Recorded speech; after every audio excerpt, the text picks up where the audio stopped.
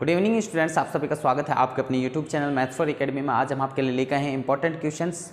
जैसा कि यहाँ पर आप देख रहे हैं, common pre board school examination 2022-23 में जो सवाल आए थे किस तरीके से सॉल्व किया जाता है इन सवालों को, अगर आप ये पूरे सवाल सीखना चाहते हैं तो आप हमारे साथ में इस वीडियो के एंड तक बने रहें। हम आपको सिखाएंगे कि किस तरीके से इन सवालों को हल किया जाता है। तो चलिए हमारे साथ बने रहिए इस वीडियो के एंड तक और हम देखते हैं कि किस तरीके से इन सवालों को हल किया जाता है और इजी मेथड से हम आपको समझाने की कोशिश करेंगे।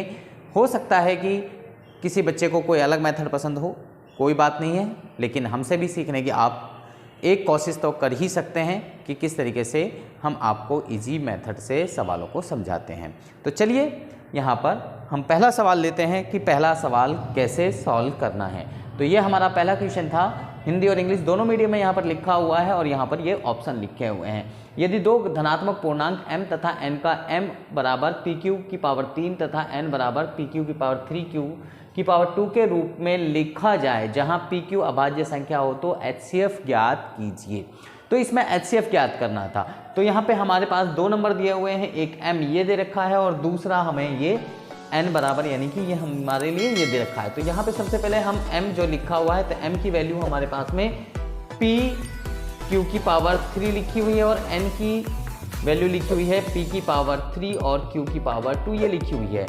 तो सबसे पहले हम इसके फैक्टर्स करके हम लिख लेते हैं। तो p into Q into Q into Q यानी कि पावर 3 है तो इसको हम 3 बार लिख सकते हैं। यहाँ पर भी p की पावर 3 है तो यहाँ पर हम p को 3 बार मल्टीप्लाई में लिख सकते हैं। q की पावर 2 है तो q को हम 2 बार लिखेंगे, क्योंकि पावर 2 है तो यहाँ पर 2 बार लिख सकते हैं। अब यहाँ पे देखिए जो कॉमन पार्ट है दोनों में, ये कॉमन पार्ट है इसमें, और एक कॉमन पार्ट हम बात करें यहाँ पे ये है और एक कॉमन पार्ट यहाँ पे ये है, यानी कि हमारा एक p कॉमन आ रहा है दोनों में और 2 बार q कॉमन आ रहा है।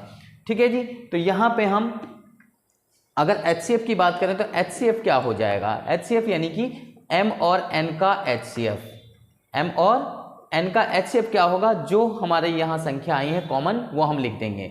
p q और q ये कॉमन आई है, एक बार इन दोनों में से एक लिखेंगे, इन दोनों में से कोई एक लिखेंगे, इन दोनों में से एक बार लिखेंगे और यहाँ पर हम इनको p यहाँ पर q डबल है तो यहाँ पर क्या हो जाएगा, q की पावर 2 हो जाएगी। या फिर आप एक तो तरीका ये हो गया यहाँ पर आप, या फिर सिंपल यहाँ देख सकते थे कि सब में HCF की बात की जाती है तो इनमें से छोटा नंबर यानी कि जो कॉमन है और उनमें से छोटा नंबर, कॉमन यानी कि p है, p में छोटा नंबर यानी कि p, तो ये हमारा p हो गया। और इन दोनों में से छोटा नंबर किसका है, यानी कि पावर सबसे छोटी किसकी है, तो q की पावर 2 की है। तो यहाँ पर p और q ये हमारा क्या हो जाएगा, हमारा HCF हो जाएगा। तो यानी कि ऑप्शन नंबर बी। अगर इसका एलसीएम पूछा जाता, HCF पूछा जाता है m और n का, तो HCF क्या होता, तो सीधा आप बता सकते हैं। तो इन दोनों में से सबसे बड़ी हाईएस्ट पावर किसकी है, कि p की पावर 3, इन दोनों में से हाईएस्ट पावर किसकी है, q की पावर 3, तो यानी कि ये हमारा एलसीएम हो जाता अगर एलसीएम पूछा जाता। तो इस तरीके से आप इन सवालों को हल कर सकते हैं। चलिए नेक्स्ट क्वेश्चन की तरफ चलते हैं। सेकंड क्वेश्चन ये हमारा है, in which of the following polynomials the sum of zeros equal to the product of zeros. Sum of zeros और प्रोडक्ट ऑफ जीरोज दोनों इक्वल दे रखे हैं आपको। तो सम ऑफ जीरोज का फॉर्मूला क्या होता है, सम ऑफ जीरोज यानी कि शून्यकों का योग, हिंदी में शून्यकों का योग कहा जाता है। सम ऑफ जीरोज होता है फॉर्मूला -b/a। अब यहाँ पे अगर आप पहला वाला आप लेके चलेंगे तो इसमें यानी कि आपका a भी 1 है, b भी 1 है, c भी 1 है। तो यहाँ पे अगर आप रखते हैं पहले वाले के अनुसार, तो यहाँ पर 1 अगर आप रखेंगे तो यहाँ पे हो जाएगा -1, समझे। इसके बाद में प्रोडक्ट ऑफ जीरोज निकालेंगे इसी का, तो क्या हो जाएगा, प्रोडक्ट ऑफ जीरोज निकालेंगे तो क्या होगा भाई, प्रोडक्ट ऑफ जीरोज करेंगे तो c/a होता है, जो फॉर्मूला है c यानी कि 1/1 यानी कि 1। ठीक है। तो ये 1 और -1 दोनों इक्वल नहीं है, तो ये कंडीशन तो सेटिस्फाई नहीं हो रही। फिर ऑप्शन बी का आप रखिए। तो बी में क्या है कि एक तो ये माइनस वाला बी, ये फॉर्मूले का माइनस, और एक इसका अपना माइनस का। तो माइनस और माइनस की मल्टीप्लाई करेंगे तो ये प्लस का 1 हो जाएगा, ये भी प्लस का 1 हो गया, ये भी प्लस का 1, तो यानी कि दोनों प्लस के 1 हो गए। तो ये इक्वल आ रहा है यहाँ पे sum of zeros and product of zeros. तो यानी कि ऑप्शन नंबर बी हमारा करेक्ट ऑप्शन होगा। ठीक है। तो इसी तरीके से हम चलते हैं नेक्स्ट क्वेश्चन की तरफ।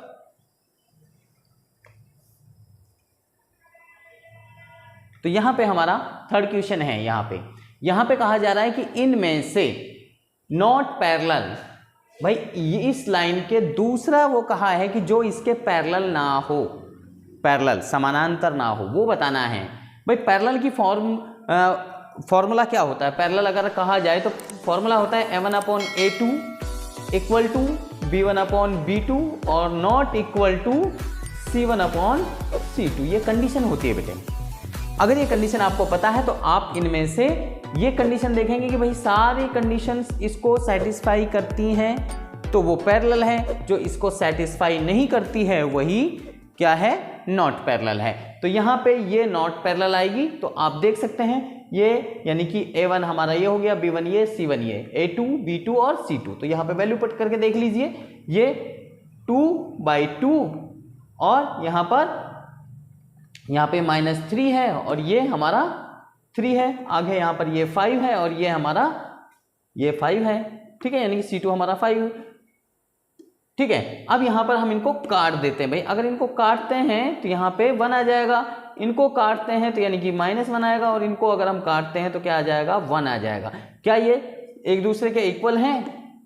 क्या ये सारे इक्वल हैं एक दूसरे के? नहीं है, ये भी इक्वल नहीं है, ये इसके इक्वल नहीं है और ये इसके इक्वल नहीं है।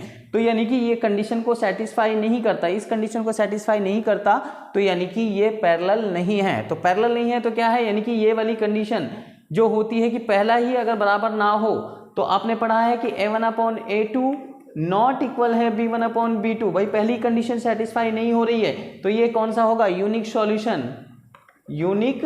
सॉल्यूशन होगा। यूनिक सॉल्यूशन यानी कि वन सॉल्यूशन क्या है? यहाँ क्या है कि अद्वितीय हल हिंदी के अंदर, या फिर एक हल है, समझे?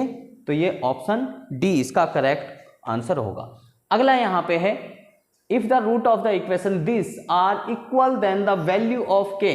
भाई इसके रूट्स इक्वल हैं, यानी कि जो मान हैं वो इक्वल हैं। क्या है? इसके जो मान हैं वो इक्वल हैं। तो यहाँ पे आप देखिए तो a की वैल्यू कितनी है? 9 है, b की वैल्यू कितनी है? 6k है और c की वैल्यू कितनी है? 4 है। कितनी? 4। तो अब यहाँ पे आप वैल्यू पुट कर दीजिए। जो फॉर्मूला है डिस्क्रीमेंट का यानी कि d निकालने का विविधकर का, तो इसका फॉर्मूला होता है b² - k 4ac, d = b² - k 4ac। और ये वैल्यू इक्वल अगर रूट होते हैं तो ये वैल्यू 0 के इक्वल होती है। तो b की वैल्यू यहाँ पुट कर देंगे 6k की पावर 2, यानी कि b की वैल्यू 6k और इसकी पावर 2 - k4 और a की वैल्यू 9 है और c की वैल्यू यहाँ पे 4 है = 0। तो यहाँ पे 6 का आपने होल स्क्वायर करा तो 6 6 36 और k का स्क्वायर करेंगे तो k²। समझे?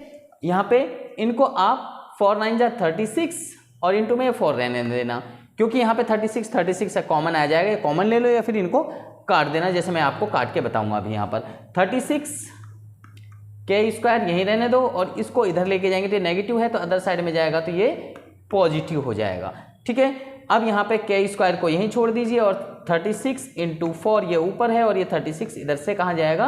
अपॉन में जाएगा। तो फिर हम इसको क्या कर सकते हैं? इसको हम कट कर सकते हैं। कट करेंगे तो यहाँ पे हमारा बच जाएगा k² और ये हमारा बचेगा 4k इक्वल। अब ये 4k इक्वल आ गया तो हम यहाँ लिख सकते हैं k = √4। इसकी जो वैल्यू आएगी वो आएगी +-2। तो +-2 है इसमें कहीं पर, ये रहा। ऑप्शन सी इसका करेक्ट आंसर होगा। Option C is the correct answer. चलते हैं नेक्स्ट क्वेश्चन की तरफ। नेक्स्ट क्वेश्चन हमारा यहाँ पर if the sum of first n terms of an AP is n² then its nth term क्या होगी? तो n टर्म पूछा है, इसकी n टर्म क्या होगी? तो सबसे पहले Sn का फॉर्मूला होता है बेटे n/2 × 2a प्लस में n-1 और इंटू के d, ये फॉर्मूला होता है। ये हमें किसके इक्वल दे रखा है? यहाँ पे ये दे रखा n² के इक्वल। कहा है कि ये n² के इक्वल है और n टर्म फाइंड करनी है। n टर्म का मतलब यानी कि an हमें फाइंड करना है, an हमें फाइंड करना है। तो चलिए यहाँ पे वैल्यू पुट करते हैं। n/2 यहाँ पर है, इसको n/2 को इधर ले जाइए, यहाँ बचेगा 2a प्लस में n-1 इंटू के d। ठीक है, और यहाँ पे ये n² है और ये इधर जाएगा तो ये 2 मल्टीप्लाई में जाएगा और ये n डिवाइड में जाएगा। इसके बाद में हम क्या करेंगे? यहाँ पे इस n से ये एक n कट जाएगा। तो यहाँ पे बच गया ये, इसको हम दो पार्ट्स में अलग अलग लिखेंगे।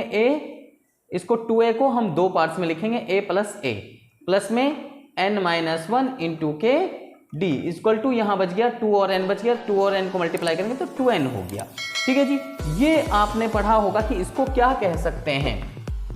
इसको आपने पढ़ा है कि ये इसकी वैल्यू होती है, an की वैल्यू होती है। तो यहाँ पे a को इधर ले जाइए और इसकी वैल्यू यानी कि an पुट कर दीजिए यहाँ से यहाँ तक। तो इसकी वैल्यू an हो गई और ये 2n और ये a यहाँ पे जाएगा, कहाँ अदर साइड में जाएगा, तो ये माइनस में जाएगा।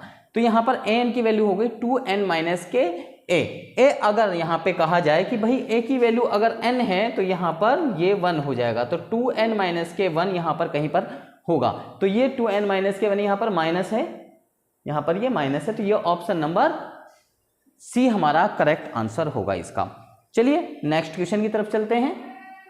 यहाँ पर कहा, यहाँ पर 3 AP की टर्म दी हुई है, are the 3 consecutive terms of an AP then the value of P।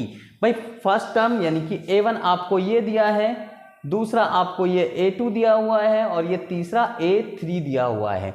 तो अब आपने इनसे क्या फाइंड करना है, इनसे आपने P की वैल्यू फाइंड करनी है। तो भाई देखो D यानी कि कॉमन डिफरेंस निकाल लेते हैं। कॉमन डिफरेंस अगर हम निकालते हैं तो यानी कि A2 माइनस के A1, A2 कितना है हमारा 15, तो 15 माइनस के 2P प्लस में 3, इसको हम माइनस कर देंगे।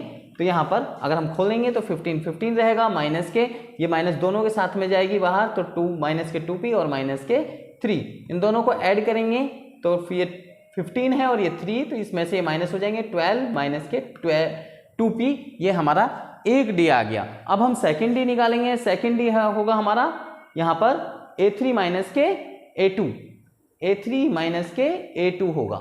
तो A3 हमारा है 5P माइनस के 1 और इसमें से माइनस कर रहे हैं 15 को, तो ये हो जाएगा 5P माइनस के, ये भी माइनस का ये भी माइनस का, दोनों जुड़ जाएंगे तो ये हो जाएंगे हमारे 16। किसके, माइनस के, दोनों माइनस के हैं तो दोनों जुड़ेंगे और माइनस का ही साइन आएगा। तो अब ये 2 D आ गए, दोनों D आ गए तो दोनों D क्या होंगे, एक दूसरे के इक्वल होंगे। जब एक चीज दो बार आती है तो मीन्स वो दोनों इक्वल रखे जाएंगे। तो यहाँ पे है 12 माइनस के 2P equal to 5P minus के 16। अब यहाँ पे आप कैसे भी कर लीजिए कि इस P वाले को इधर ले जाए, इसको इधर ले जाए, कैसे भी कर लीजिए, या फिर इसको इधर ले आइए और इसको इधर ले जाइए, आपकी इच्छा है। तो मैं यहाँ पे इस 16 को इधर लेके जा रहा हूँ, 12 पॉजिटिव है, 16 इधर जाएगा तो ये पॉजिटिव में जाएगा, 5P यहीं पर है और ये 2P इधर जाएगा तो ये प्लस में जाएगा। ठीक है, दोनों को ऐड किया, कितना हो गया, 12 और 16 को ऐड करेंगे 12 एंड 16 को तो 28 हो गया। इन दोनों को जोड़ा 7P हो गया। आप यहाँ पर P को यहीं छोड़ दीजिए, 7 को अदर साइड में लेके जाइए, 28 अपॉन में 7, तो कितना आ गया 4 इक्वल टू P। या फिर आप लिख सकते हैं कि P इक्वल टू 4, तो आप दोनों तरीके से लिख सकते हैं। तो ये आपका आंसर हो गया, ये आपका आंसर हो गया P इक्वल टू 4। तो P इक्वल टू 4 यानी कि option number A is the correct answer. ठीक है जी, तो अगला क्वेश्चन यहाँ पे चलते हैं अगला क्वेश्चन की तरफ। तो अगला क्वेश्चन हमारा यहाँ पर है, निम्नलिखित में कौन सा बिंदु A 3,4 और B -5 2 से समदूरी है, यानी कि इक्वल डिस्टेंस पे है। तो यहाँ पर ये ऑप्शन दिए हुए हैं, तो इक्वल डिस्टेंस पे है तो मतलब यहाँ से यहाँ तक की डिस्टेंस और यहाँ से यहाँ तक की डिस्टेंस जो होगी वो इक्वल होगी, यानी कि ये डिस्टेंस और ये डिस्टेंस दोनों इक्वल होनी चाहिए। तो यहाँ पे ऑप्शन 4 ऑप्शन है, तो यहाँ पे ऑप्शन रख के देखना है पड़ेगा। तो यहाँ पे हमने 0 0 भी रख के देखा था, 1 1 भी रख के देखा है और ये भी रख के देखा है। तो यहाँ पे जो ऑप्शन -1 अगर हम पुट करते हैं तो डिस्टेंस फार्मूला लगा के इसका डिस्टेंस फार्मूला लगाएंगे, ये आएगा। और फार्मूला आपको याद होगा, नहीं है तो मैं लिख देता हूँ डिस्टेंस फार्मूला। डिस्टेंस फार्मूला क्या होता है, डिस्टेंस यानी कि दूरी सूत्र कहा जाता है हिंदी में, x2 माइनस के x1 का होल स्क्वायर प्लस में y2 माइनस के y1 का होल स्क्वायर। अगर कोई बच्चा ऐसा ना लिख के ऐसे भी लिखे तब भी चलेगा, x1 माइनस के x2 का होल स्क्वायर प्लस में y1 माइनस के y2 का होल स्क्वायर, दोनों तरीके से लिख सकते हैं, तब भी आंसर यही आएगा, इसी तरीके से आएगा। ठीक है, इस फॉर्मूले में वैल्यू पुट करनी है। अब जब हम AP लेंगे, ये और ये ले रहे हैं, तो यानी कि x1 ये हो गया और x2 हमारा ये हो गया। तो इस वाले में फॉर्मूले में अप्लाई किया और ये वैल्यू आपकी आ गई। इसी तरीके से हम फिर इसकी डिस्टेंस निकालेंगे तो फिर ये x1 ये हो गया और x2 हमारा ये हो गया। इसमें हम वैल्यू पुट करेंगे और ये हमारा ये आ जाएगा सॉल्व करके, ठीक है जी। क्योंकि अब चलो मैं एक वाला आपको बता देता हूँ। पहले यहाँ पे हमने इसमें से इसको माइनस किया, मैंने ये वाला फॉर्मूला यूज कर दिया। यहाँ पे 3 में से 1 को माइनस कर रहे हैं, 3 तो ऑलरेडी पॉजिटिव है, 1 को माइनस करेंगे तो 1 में से 1 को माइनस कर रहे हैं यानी कि वो पॉजिटिव हो जाएगा, साइन पॉजिटिव का हो जाएगा। तो 3 और 1 4 का होल स्क्वायर यानी कि 16। यहाँ पे ये 4 माइनस का है, ये हमारा माइनस का था लेकिन ये पॉजिटिव हो जाएगा क्योंकि माइनस करते हैं बीच में, तो क्योंकि बीच में फॉर्मूले में माइनस का साइन आता है तो इसलिए ये पॉजिटिव हो जाएगा। पॉजिटिव हो गया तो -4 में से 1 गया तो माइनस के 3 बचे, -3 का होल स्क्वायर करेंगे तो 9 आएगा और यहाँ पे इन दोनों को ऐड करेंगे तो हमारा अंडररूट क्या आ जाएगा 25 आ जाएगा। माइनस ये 25 आ जाएगा और इसको हम अंडररूट 25 का यानी कि हम रूट करेंगे तो ये हो जाएगा हमारा ओनली 5। तो इसको भी हम ओनली 5 लिख सकते हैं। तो दोनों हमारी साइड्स इक्वल आ गई हैं इस वैल्यू को पुट करने के बाद में। तो आप इसको इस तरीके से सॉल्व कर सकते हैं। चलिए नेक्स्ट क्वेश्चन की तरफ चलते हैं। यहाँ पर हमसे कहा है कि if a1, 2, 4, 3, x, 6 and 3, 5 are the vertices of parallelogram taken in the order then the value of x। यहाँ पे भाई ये चतुर्भुज दिया हुआ है, इसके यहाँ पे आपको ये साइड्स यानी कि वर्टेक्सेस दे रखे हैं, यानी कि शीर्ष जिसे कहा जाता है हिंदी में, तो ये शीर्ष दे रखे हैं। तो हमने यहाँ पे पहले वाले पॉइंट को A कहेंगे, दूसरे वाले को B, तीसरे वाले को C, चौथे वाले को D कहेंगे। तो A, B, C और D हमने ये चतुर्भुज बना लिया और इसमें ये पॉइंट्स हमने यहाँ पर लिख दिए। इसके बाद में अब हम यहाँ पे AB की डिस्टेंस निकालेंगे। AB की डिस्टेंस हमने निकाली उसी फॉर्मूले जो अभी हमने यूज किया था पिछले वाले सवाल में, तो ये वैल्यू आ गई। फिर हमने DC की वैल्यू निकाली, DC की वैल्यू निकाली तो यहाँ पैरेललोग्राम की बात की जाए तो हम आमने सामने की भुजाएं निकाल रहे हैं। तो यहाँ पर DC की वैल्यू हमारी ये आ गई, एक ये वैल्यू आ गई, एक ये वैल्यू आ गई। दोनों को हम आमने सामने रख देंगे, दोनों में अंडररूट है तो अंडररूट से अंडररूट कैंसिल हो गया और यहाँ पर ये वैल्यू किसके इक्वल हो गई, tan के इक्वल हो गई। अब tan इधर है, tan इधर है तो tan से tan कैंसिल हो जाएगा, ये आ जाएगा और यहाँ पे वैल्यू आ जाएगी 0। ठीक है जी। 6x को इधर ले जाएंगे, x से एक x कट जाएगी, x बराबर आ जाएगा 6 आंसर। तो 6 कहाँ पे है, यानी कि ऑप्शन डी इसका करेक्ट आंसर होगा। तो इस तरीके से आप इस सवाल को भी आराम से हल कर सकते हैं। तो चलिए नेक्स्ट क्वेश्चन की तरफ चलते हैं। यहाँ पे आकृति इसमें a बराबर c दे रखा है, यानी कि एंगल a और एंगल c बराबर दे रखे हैं। ab की वैल्यू 6 है, यहाँ से यहाँ तक की 6 दे रखी है और AP की वैल्यू 12 है, AP की वैल्यू 12 दी हुई है और CP की वैल्यू 4 है, CP यहाँ से यहाँ तक की वैल्यू 4 दे रखी है। और आपने क्या ज्ञात करना है, CD की लेंथ फाइंड करनी है। CD यहाँ से यहाँ तक की लेंथ हमें फाइंड करनी है। तो यहाँ पे आपने छठे चैप्टर में पढ़ा होगा कि जो साइड्स इस तरीके से होती हैं तो वो साइड्स प्रोपोर्शनली इक्वल होती हैं। प्रोपोर्शनली इक्वल होती हैं तो यानी कि AB बटे में CD और AP बटे में CP। तो AB की वैल्यू 6 और CD की वैल्यू नॉट गिवन है तो CD रहने देंगे। AP की वैल्यू 12 और CP की वैल्यू 4 होगी। ठीक है, तो यहाँ पे हम 6 को यहाँ से, इसको चाहे तो आप उल्टा कर लीजिए पहले और 6 को इधर लेके जाएंगे तो 6 और 4 मल्टीप्लाई में जाएंगे और 12 नीचे रहेगा। 12 से इनको डिवाइड करेंगे 24 को तो ये आ जाएगा 2 आंसर हो जाएगा। तो ऑप्शन नंबर बी हमारा करेक्ट आंसर होगा।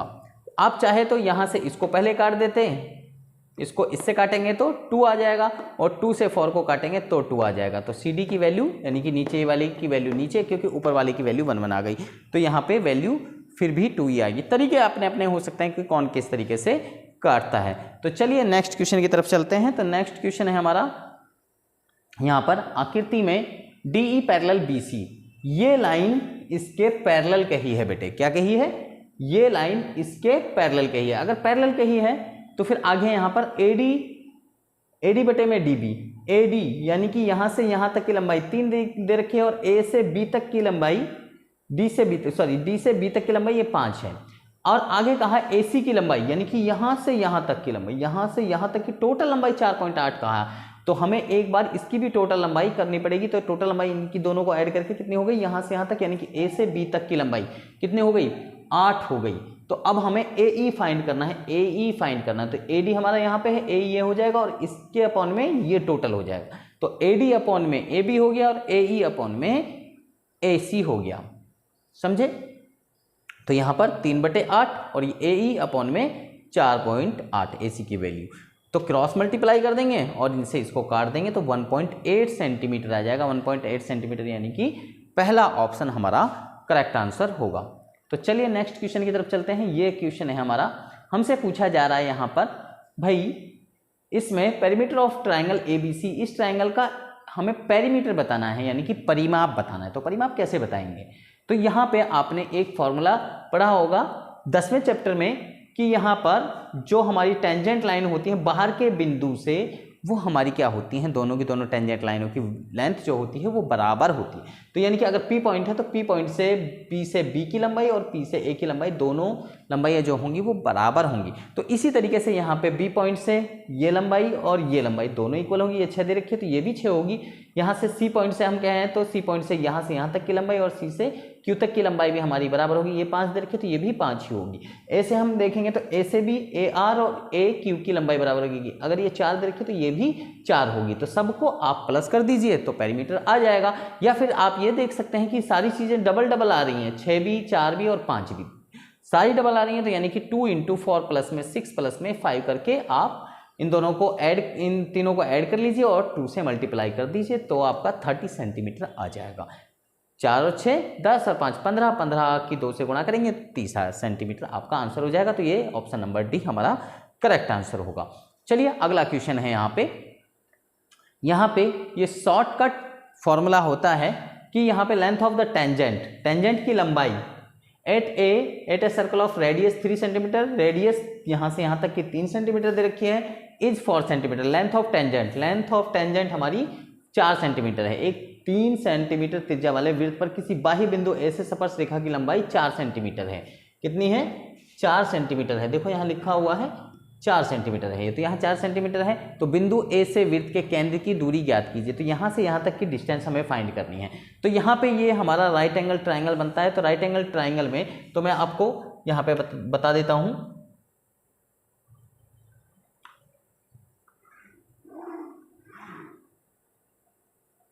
राइट एंगल ट्राइंगल में आपने देखा होगा, आपको पता है कि यहाँ पे हमारा एंगल कितने का होता है 90 डिग्री का। अगर भाई हमसे ये कहा जा रहा है कि ये 3 है ये 4 है, तो यहाँ पे राइट एंगल ट्राइंगल के पाइथागोरस प्रमेय के माध्यम से तो ये जो बड़ी लंबाई होगी वो हमारी कितनी होगी 5 होगी। तो ये आकृति ऐसे दे रखी है तो इस आकृति को आप ऐसे भी बना सकते हैं। तो यहाँ पर ये 5 सेंटीमीटर है तो 5 सेंटीमीटर हमारा आंसर हो जाएगा। Option number C is the correct answer. अगला क्वेश्चन हमारा यहाँ पे दे रखा है cos A = 1/2 और sin B = 1/2 हो तो A प्लस B का मान ज्ञात कीजिए। तो भाई दोनों का मान हमें ज्ञात करना है। तो देखो भाई cos A में यानी कि 1/2 वैल्यू cos में कहाँ पे होती है? तो cos 60 की वैल्यू 1/2 होती है, तो इसलिए यहाँ पे 1/2 की जगह cos 60 लिख दिया। cos से cos कैंसिल, A की वैल्यू हो गई 60। इसी तरीके से sin B की वैल्यू 1/2 यानी साइन में 1/2 वैल्यू कहाँ पे होती है? साइन 30 में होती है, तो साइन से साइन कैंसिल, B = 30 हो गया। दोनों को जोड़ दिया तो कितना हो गया 90 हो गया। तो option number C is the correct answer. चलिए भाई नेक्स्ट क्वेश्चन की तरफ चलते हैं। अगला क्वेश्चन है यहाँ पे, यदि 2 cos 3 थीटा = 1 हो तो थीटा का मान ज्ञात कीजिए। किसका मान ज्ञात करना है? थीटा का मान ज्ञात करना है। तो देखो बेटे 0 30 45 60 और 90 इनकी वैल्यू आपके पास में होती है, इन्हीं की वैल्यू होती है ना, तो इन्हीं में हमें कन्वर्ट करना होगा। इन्हीं की वैल्यू होगी। 15 की तो हो ही नहीं सकता है ना, 20 भी नहीं हो सकता। हो सकता है भाई? नहीं हो सकता ना, नहीं हो सकता है ना। लेकिन यहाँ पे आपने वो नहीं करना है जो आपने वैल्यू पता है उसके हिसाब से नहीं, यहाँ पे तरीका जो है वो ये करना है बेटे। देखिए यहाँ पे क्या वैल्यू पुट करी जाए कि इसमें कि इसकी वैल्यू 1 के इक्वल आ जाए। भाई थीटा की कौन सी ऐसी वैल्यू पुट करी जाए कि उसे पुट करने के बाद में इसकी वैल्यू यानी कि 1 के इक्वल आ जाए, समझे? ये नहीं करनी है पुट, इसके हिसाब से करना है। तो देखो यहाँ पे 2 cos 3 थीटा = 1 यानी कि हमें 1 प्रूव करना है। 2 cos थीटा तो भाई 3 है, थीटा की वैल्यू हमने 60 रख के देखी, 60 रख के देखी तो यहाँ पे हो गया cos 180। तो इससे तो नहीं आ रहा भाई, है ना। फिर हमने क्या करके देखा, 2 cos हमने 15 रख के देखा, 15 अगर हम रख के देख रहे हैं तो ये 45 हो जाता है ना। 15 तो ये 45, तो भाई यहाँ पे वैल्यू 1/2 आती है, तो इससे भी सॉल्व नहीं हो रहा। फिर हमने क्या किया, 20 रख के देखा भाई। अब की बार यहाँ पर थीटा की जगह 20 रख के देखा, 20 रख के देखा तो 2 cos यानी कि 20, तो मैं रख के दिखा देता हूँ आपको। तो यहाँ पे यानी कि 2 cos 3 इंटू थीटा की जगह 20 रखा, इसकी वैल्यू क्या आती है, तो 2 cos 60 डिग्री। तो भाई देखो 60 डिग्री की 2 cos 60 डिग्री की वैल्यू यहाँ पर है 2 2 ही है, cos 60 को 1/2 कहेंगे, 2 से इसको डिवाइड कर दिया 2 को, तो बचा आपका 1। तो 1 किसे पुट करने पर आया, 20 को पुट करने पर आया था। किसको पुट करने पर आया था, 20 को जब आपने यहाँ पे पुट करा तब यह आंसर आया था, तो इसलिए इसका option B is the correct answer. ठीक है जी, तो चलते हैं नेक्स्ट क्वेश्चन पर।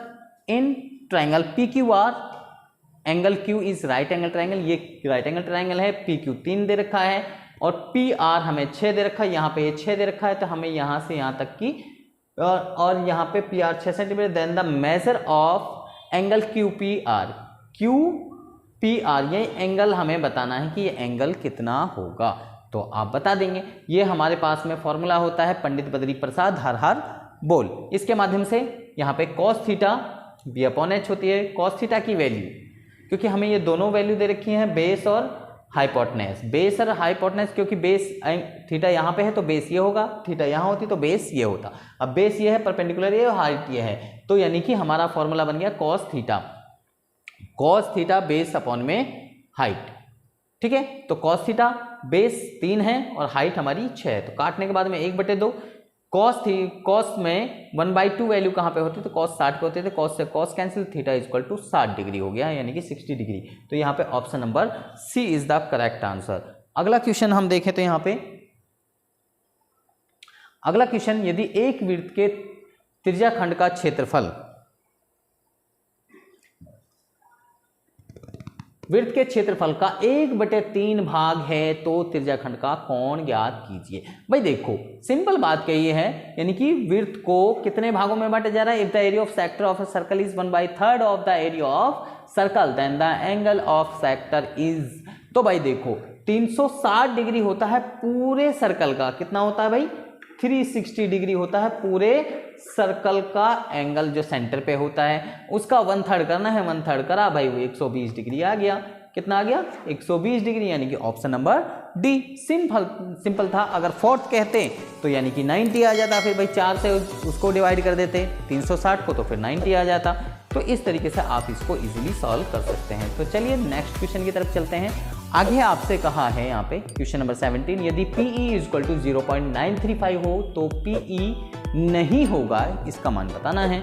If PE equal to 0.935 then the P not E is, तो देखो बेटे सबसे पहले आपको एक चीज याद होगी, ये फॉर्मूला है बेटे ये वाला फॉर्मूला आपको याद होगा, हाँ वाला और नहीं वाला, यानी कि यस और नॉट और यस वाला दोनों को अगर हम ऐड करते हैं तो 1 आता है। प्रोबेबिलिटी कितनी होती है 1 होती है। तो भाई हाँ की दे रखी है और ना वाले की नहीं दे रखी है तो उसको छोड़ देना, जिसकी हाँ वाले की दे रखी है तो हाँ वाले की वैल्यू पुट करी, नहीं वाले की नहीं दे रखी तो नहीं वाले को ऐसे ही सैमेजिटी छोड़ देंगे और यहाँ पे 1 रहेगा ही, इसको अदर साइड में लेके जाएंगे तो 1 में से माइनस करेंगे तो 0.065 आंसर हो जाएगा। तो यानी कि ऑप्शन नंबर बी हमारा करेक्ट होगा।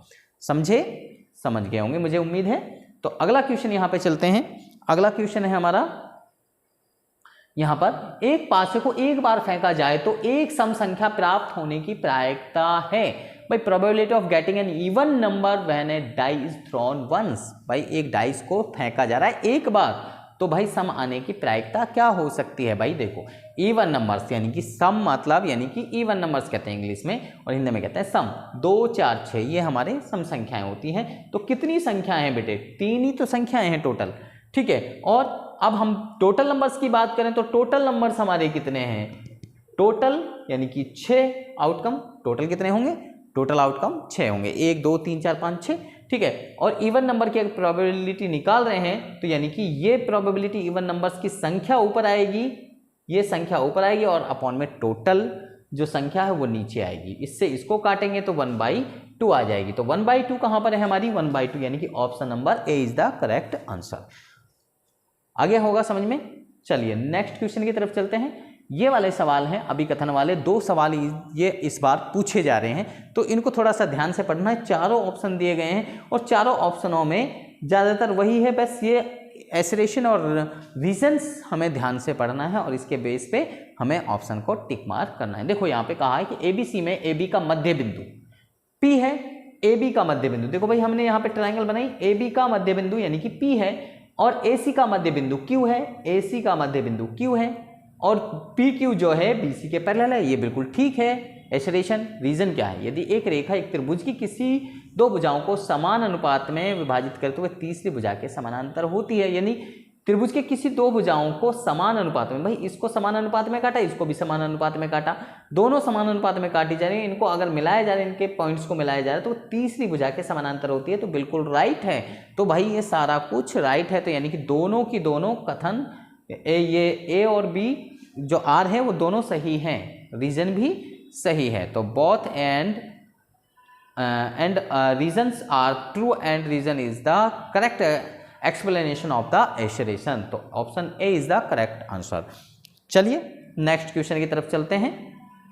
अगला क्वेश्चन है अभिकथन, इसमें भी अभिकथन कहा है भाई, तो यहाँ पे यदि थीटा बराबर 45 हो तो साइन थीटा बराबर कॉस थीटा होगा और थीटा के सभी मानों के लिए साइन थीटा बराबर कॉस थीटा होता है। भाई देखो साइन थीटा और कॉस थीटा के प्रत्येक मान बराबर नहीं होते, सिर्फ एक मान पे बराबर होते हैं। वो कौन सा, जब थीटा की वैल्यू 45 डिग्री हो तब वो बराबर हैं, अदरवाइज किसी भी वैल्यू पुट करने पर वो बराबर नहीं होते। तो यानी कि assertion is true but reason are false, तो भाई वो सत्य है लेकिन ये जो साइन थीटा कॉस थीटा बराबर हैं, ये वाला जो रीजन है वो बराबर यानी कि सेटिस्फाई नहीं करता, तो इसलिए ये option number C is the correct answer. तो मुझे उम्मीद है कि 1 मार्क्स के क्वेश्चन सभी बच्चों के समझ में आ गए होंगे। अगर आपको समझ में आ गए हैं तो आप हमारी वीडियो को लाइक करें, शेयर करें, कमेंट करें और बच्चों की जो और बच्चे आपके साथी हैं उनको भी इस वीडियो को शेयर करके उनकी भी मदद करें। हमारे चैनल को सब्सक्राइब कीजिए और बेल आइकन को जरूर दबाएं ताकि आपको आने वाली वीडियोज़ के नोटिफिकेशन मिलते रहें। और हमारे चैनल पर आपको हिंदी क्षितिज और कृतिका की दोनों की सारी वीडियोस एनिमेटेड में यानी कि पिक्चर के माध्यम से आपको समझाई गई हैं, तो आप वहां से उनको भी देख सकते हैं, समझ सकते हैं कि किस तरीके से आप अगर वो आप पढ़ लेंगे तो आपको वो बहुत इजी लगेंगे और आप उनके माध्यम से आपको बुक पढ़ने की आवश्यकता नहीं होगी अगर वो वीडियोज़ आप देख लेते हैं तो मुझे उम्मीद है और मैं आपको आई बटन में या फिर वीडियो के डिस्क्रिप्शन में आपको उन वीडियोज़ का लिंक भी आपको प्रोवाइड कर दूँगा। मिलते हैं सभी बच्चों से नेक्स्ट वीडियो में, तब तक के लिए सभी बच्चों को बाय।